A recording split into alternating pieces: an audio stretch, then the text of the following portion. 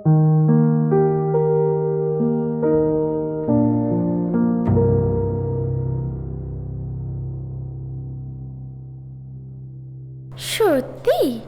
নাকি মন দিতে ভয় পাও? রাতটা কি শুধু পড়াশোনা করার জন্য? একটু আমাকেও দেখো।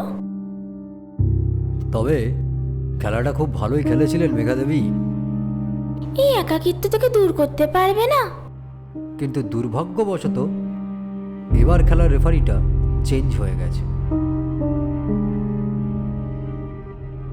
অন্যকে চরিত্রহীন বানাতে বানাতে নিজের চরিত্রটাই ভুলে গেছেন মেঘাদেবী।